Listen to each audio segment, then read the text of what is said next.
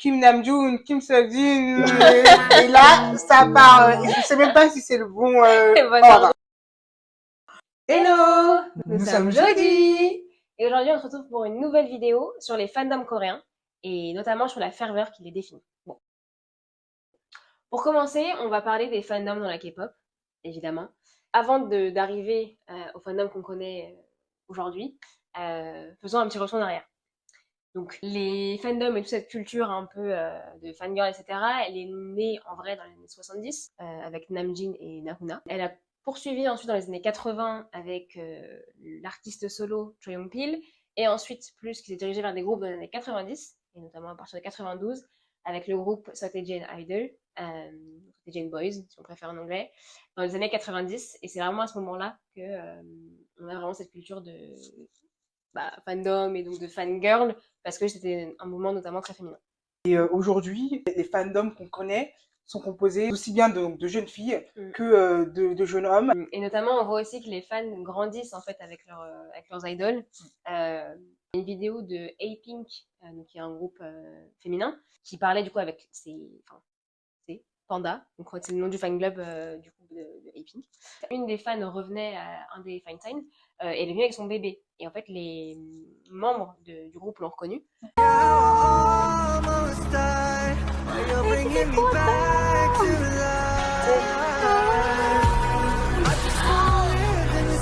데뷔 초 때부터 함께 큰 언니가 아가를 낳아가지고 저만큼은 아가가 컸어요. 똑같이 생겼어 언니랑. Donc vraiment les fandoms actuellement sont composés de toute la population démographique possible, hein, de 2 ans on va dire à plus de les grands-parents, 80 ans, voilà. Sans limite d'âge. Voilà, on est dans du 2 plus l'infini. Voilà.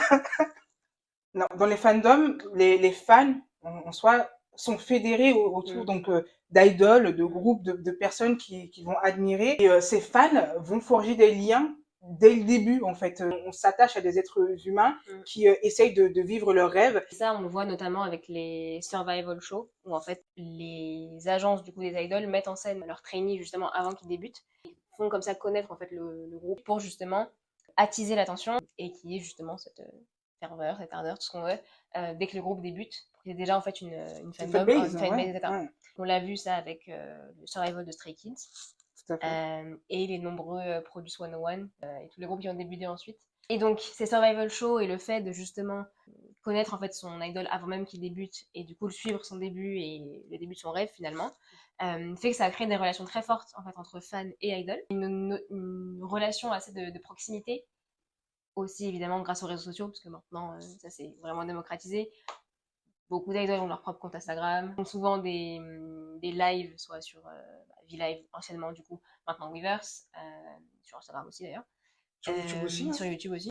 Et maintenant, il y a même ce degré de plus où les fans du coup peuvent chatter en direct, ou pas, hein, ça dépend, mais avec leur idol, que ce soit sur Weverse ou même maintenant sur Bubble.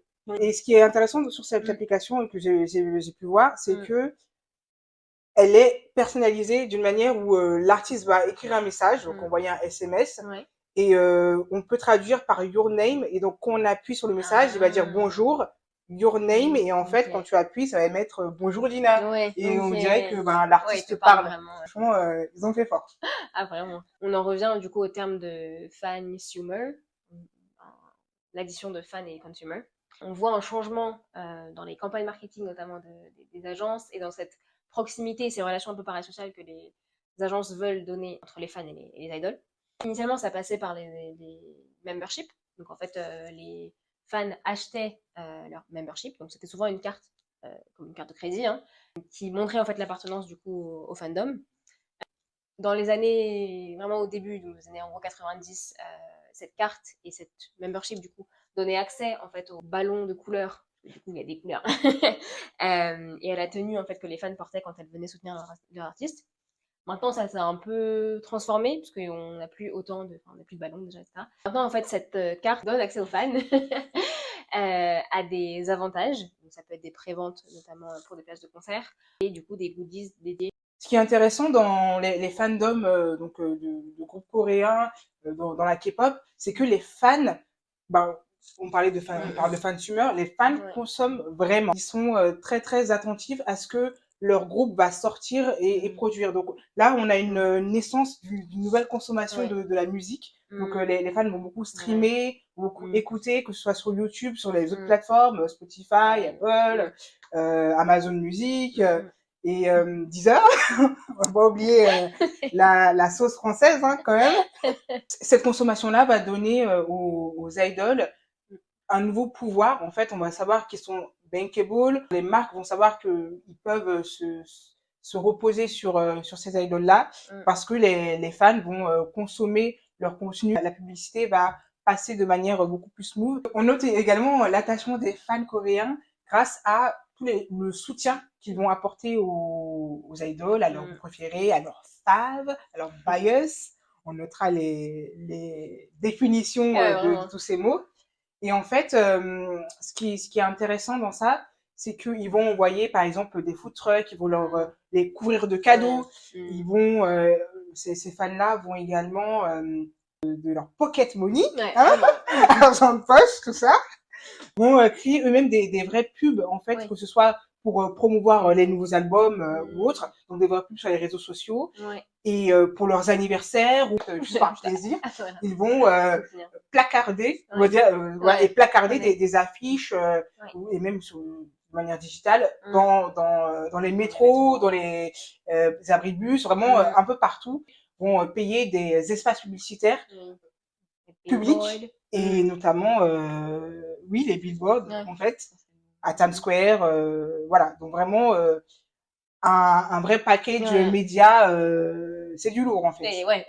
Et donc pour continuer sur cet impact positif et le fait que justement les fans veulent montrer vraiment leur soutien à leurs artistes, ça passe aussi de manière un peu plus humanitaire si on peut dire, dans le sens où les groupes, de fait de leur popularité et de l'impact qu'ils peuvent avoir, vont devenir ambassadeurs du coup de causes beaucoup plus sociétales en fait que juste entre guillemets pour une sortie de nouvel album ou autre, notamment BTS qui a fait un discours à l'ONU. Oui, tout à fait. Qui était le premier groupe, je pense, à le faire. Ou Seventeen qui devient Youth Ambassador de l'UNESCO. Alors les fans partagent les mêmes valeurs que les membres du groupe, que l'artiste qu'ils vont soutenir. Ils vont donc collecter des dons, travailler sur des financements participatifs. Et on a donc cet exemple où donc le groupe BTS avait apporté leur soutien au Black Lives Matter en donnant pas mal d'argent. 1 million de dollars, si je ne dis pas de bêtises. Les fans de BTS, les ARMY, ont réussi à collecter ces 1 million de dollars en moins de 24 heures. Donc, on voit vraiment leur engagement, le respect des valeurs. Franchement, ARMY. Donc, ce lien entre fans et artistes, et entre fans eux-mêmes, en fait, pousse une forme d'égrégore qui va être encore plus exacerbée au moment des concerts. Et donc, pour prendre un exemple qui montre vraiment bien cette ferveur justement pendant les concerts, etc., on a les fanchants, dites comme vous voulez, qui sont en fait ces chants du coup, que les fans font pendant les chansons, pendant les concerts, pour justement apporter ce soutien et montrer aux artistes qu'ils sont vraiment ensemble et qu'ils performent du coup d'une même voix. Pour ça, je vais prendre l'exemple de Seventeen, pour aller un peu à la naissance de ces fanchants, qui initialement est fait par les fans, mais qui de plus en plus a été un peu institutionnalisé par les agences. Mais il y a un exemple notamment chez Seventeen, avec Oshi, qui a créé en fait le fanchant de la musique Highlight, où en fait on avait pour la première fois ce rap, si je peux dire, où en fait il mentionne les 13 noms du coup des membres du groupe. Donc en fait en 5 secondes, c'est un espace-temps très très limité, du coup les fans, donc les K-Lot, qui sont le nom du fandom de Seventeen, débitent les 13 noms du coup en 5 secondes. On a bien dit débiter. On a dit débiter. Parce que 5 secondes, pardon. Oui, un débit rapide, tout ça, on est là. Et en fait, il y a un peu ce running gag justement dans le fandom parce que les K-Lot, elles doivent rapper là, en 5 secondes pour Highlight. Dans Getting Closer, elles font le fanchant d'un coup, puis elles le font en reverse. Donc les 13 noms du plus âgé au plus petit, enfin Magné, puis du plus petit au plus âgé. Déjà, on voit les skills, parce qu'en plus, pareil, c'est un rythme et un débit assez intense. Elle chante aussi sur certaines fanchants, notamment Home. Et ça leur arrive aussi de devoir danser en fait avec Seventeen. Et donc il y a ce running gag dans le fandom qu'en fait les Calottes c'est des trainees qui vont débuter bientôt parce que elles rappent, elles chantent et elles dansent. Concrètement, elles sont prêtes à débuter là. En parlant de Ajuna, donc justement cette chanson où les fans chantent avec leur artiste avec ardeur, notamment justement cette ferveur qu'il y a en concert. Seventeen maintenant c'est en gros leur chanson de encore, donc c'est la dernière chanson qu'ils font à chaque fois. Et en fait ils le font en mode infini. Donc la chanson ne s'arrête pas. Ils la reprennent le 20 fois. Donc en fait, t'as une demi-heure de concert qui est liée juste à Ajuna. Donc pour montrer encore cette ferveur et cette volonté de performer ensemble d'une seule voix, qui est vraiment satisfaisante en vrai à voir. Bien la vivre un jour quand même. Venez à Paris. Mais et donc pour finir sur cette partie un peu fandom, en concert, cette ferveur, etc. Chaque fandom a sa propre couleur, a son nom du coup de communauté, oui. Et son lightstick, donc qui est en fait un sorte de bâton bâton. En français, ils traduisent comme ça, mais c'est pas un bâton forcément, mais on va dire un bâton lumineux aux couleurs du coup de l'artiste et qui représente un peu son identité. Voilà. Attends, je vais aller vous montrer à quel point ça. Ouais, tu vois, on a besoin de lumière. T'inquiète, ferme les yeux. Donc on est là. J'ai cru comprendre que tu étais une Kara. Ouais. Est-ce que tu peux nous faire une petite démonstration soit du rap pendant les 5 secondes ou quelque chose pour le public? Ah oui, d'accord. Ah, pour faire avec. Hein, oui, vas-y.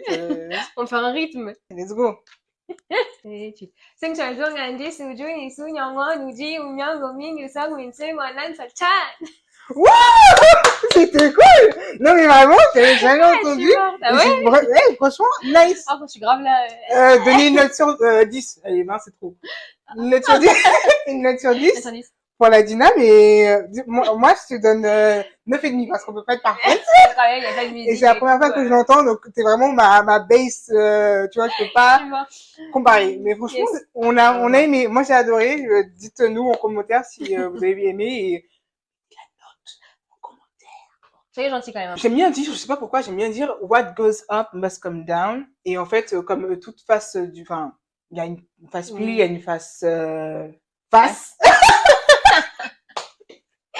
Face pile, face et également blanc et noir en fait. Donc en fait, tout ce qui est positif a son côté négatif. Exact. Et donc en parlant des dérives des fandoms, il y a beaucoup, par exemple, de pollution sur Internet. C'est un peu dommage, en fait, de voir que on ne peut plus respirer sur Internet. Ah, vraiment. On étouffe. On étouffe. Ouais, voilà. Les cols sont pris. Ouais. Chopé par le callback. Vraiment, on peut pas respirer. Un autre aspect, en fait, négatif des fandoms et de comportement de fans, ça va être le manque de respect.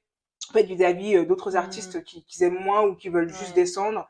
Et donc des insultes, des menaces, enfin vraiment voilà, c'est une ambiance toxique qui n'a pas lieu d'être en fait. Exact. Pas sûr que c'est pas un comportement qui est prôné par les artistes en soi, qui sont souvent en plus amis entre eux, donc exactement. C'est un peu dommage. Toujours dans les dérives, il y a un aspect quand même important de la surconsommation, et notamment des dépenses qui peuvent parfois être énormes. Parce qu'on a vu le bon côté avec justement les collectes de dons, etc. Mais il y a aussi l'autre côté de pièce, si je reprends ton... Yes. ta métaphore. Justement avec le fait que les fans achètent souvent beaucoup d'albums du coup physiques, déjà pour avoir du coup des records en disant que l'album s'est vendu à 3 millions d'exemplaires, 5 millions d'exemplaires, etc. sur la première semaine, ou encore pour gagner accès à des fan calls, enfin des fan signs initialement, avant Covid. Maintenant, bon, c'est plus des fan calls avec leur artiste. Et en fait, on a des images de personnes qui vont acheter les albums, qui prennent juste le petit carton pour être sélectionnés pour les fan signs et qui jettent après les albums à la poubelle. Beaucoup de déchets pour rien. Ouais, vraiment.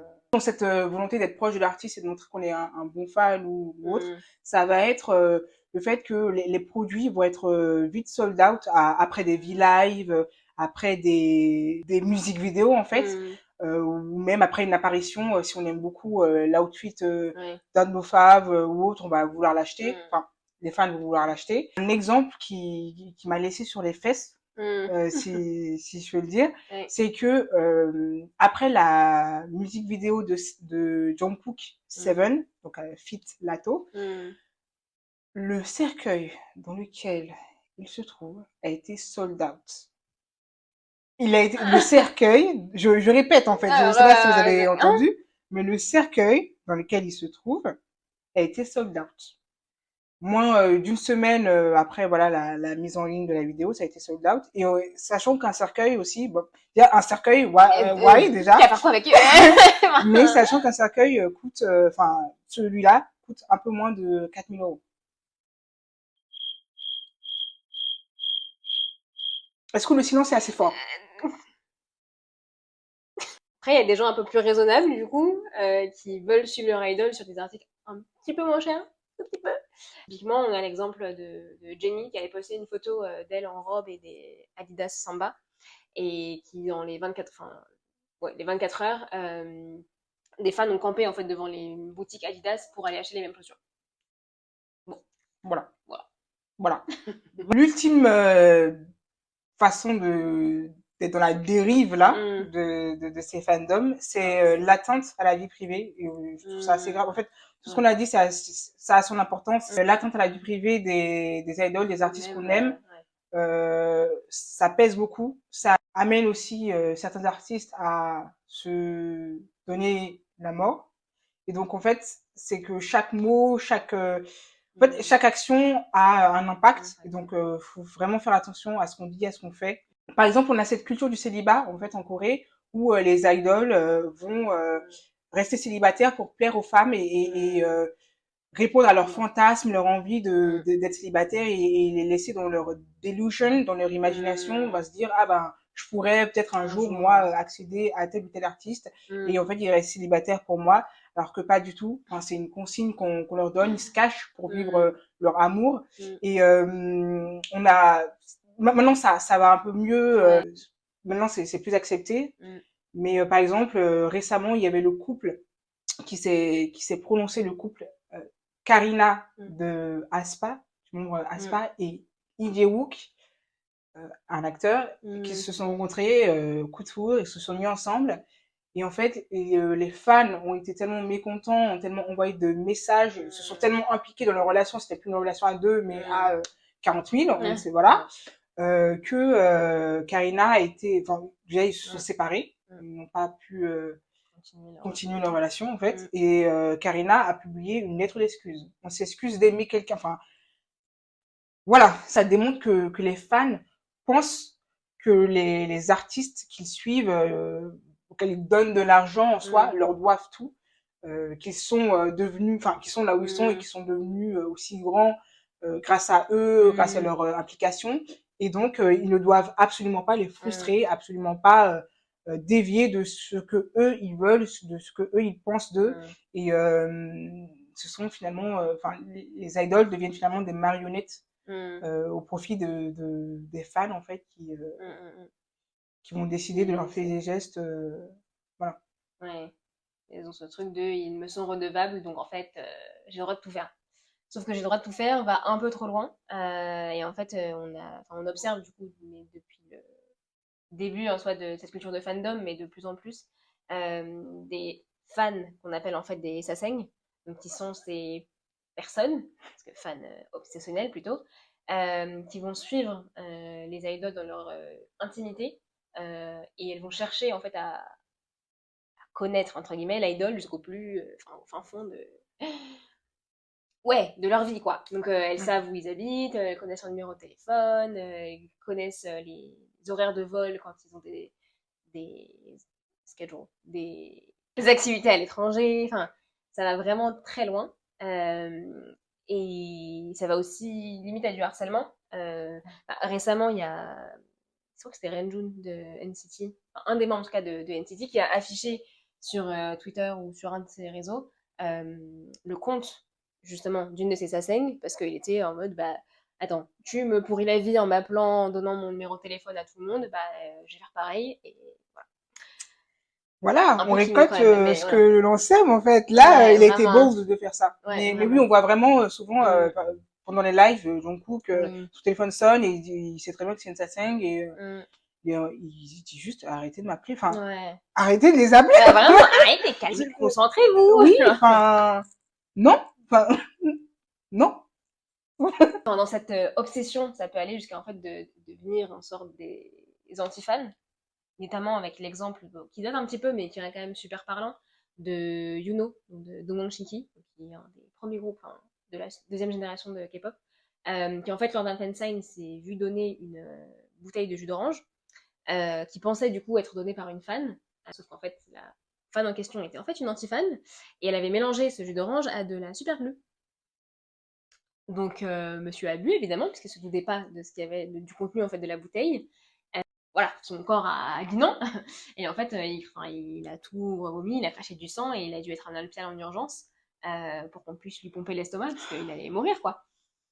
Et bon, je ne comprends pas. Et en fait, il y a eu un tel traumatisme que pendant un bon moment, et je sais pas s'il est revenu aujourd'hui, hein, je ne connais pas malheureusement, mais pendant un moment, il n'osait plus boire du coup à la bouteille si quelqu'un n'avait pas bu avant lui. Donc voilà jusqu'à où ça peut aller quoi. Alors, on espère que vous avez aimé cette vidéo. N'hésitez pas à liker, vous abonner, commenter, parce que voilà, on en a besoin de force, de soutien. Et bye bye. Ciao, ciao.